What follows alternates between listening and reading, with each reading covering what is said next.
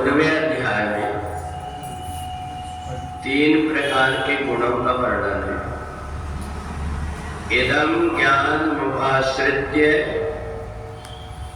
मम साधर्मागता सर्गेऽपि नोपजायन्ते प्रलये न व्यथन्ति। भगवान ने जितने भी मनुष्य हैं उन सबकी उत्पत्ति अपने आप से किया है और इसलिए मनुष्य के बीच में कोई प्रकार का भेद नहीं है। और इसलिए कोई व्यक्ति ये सोचता है कि मेरे साथ में भगवान ने भेदभाव किया है, ऐसा नहीं। भगवान ने स्वयं कहा है सब मम प्रिय सब मम उपजाए।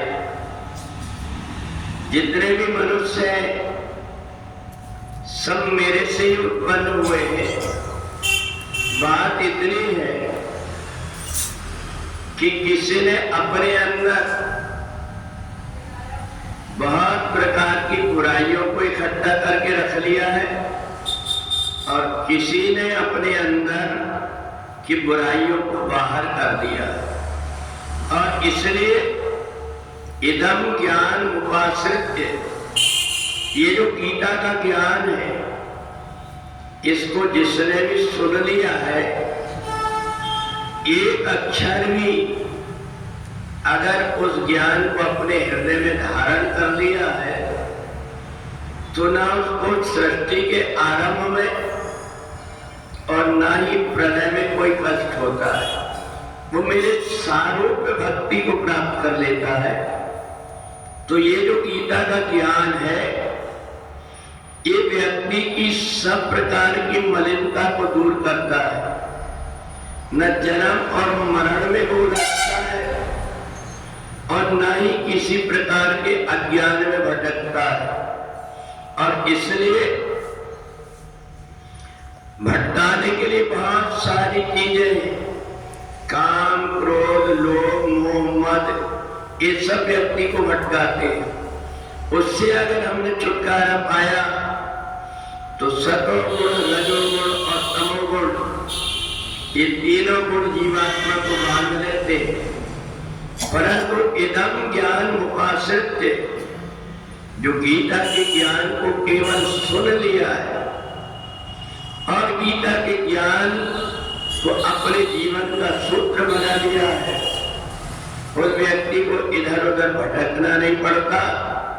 इसलिए जहां भगवान ने अर्जुन को अपना रूप दिखाया, अर्जुन जो परमात्मा साथ रह करके नहीं समझ पा रहा था, वो अज्ञान भगवान ने दूर किया कि जीवात्मा परमात्मा के निकट तो है नीरे पर दिखे नहीं।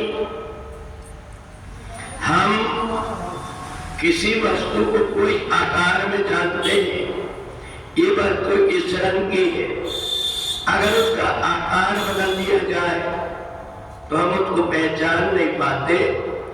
ऐसे भगवान ने कहा कि परमात्मा के स्वरूप को उनका कोई आकार नहीं है।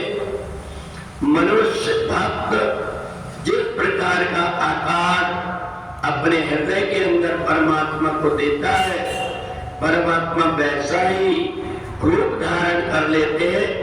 इसलिए हम परमात्मा को नहीं पहचान पाते। पर जो व्यक्ति गीता के ज्ञान को अपने हृदय में धारण कर लेता है, वो चाहे जिस अवस्था में भी परमात्मा को पहचान लेता है।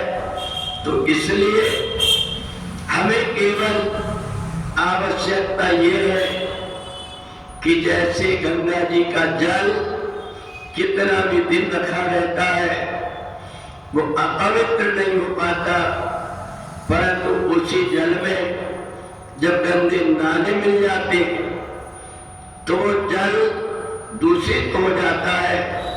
ऐसे भगवान ने मनुष्य शरीर तो बनाया है, पर अपनी वासनाओं के कारण, अपने अज्ञान के कारण और अपनी आदतों के कारण यदि हम कुछ गलती करते हैं तो इसके कारण हमें कष्ट होता है, अन्यथा परमात्मा ने सबके ऊपर कृपा करके सबको ऐसा मौका दिया है कि वो परमात्मा का चिंतन और भजन करके आवागमन का बंधन से छूट सकता है।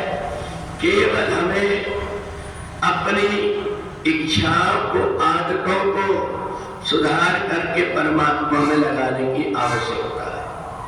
बोले वृंदावन बिहारी लाल।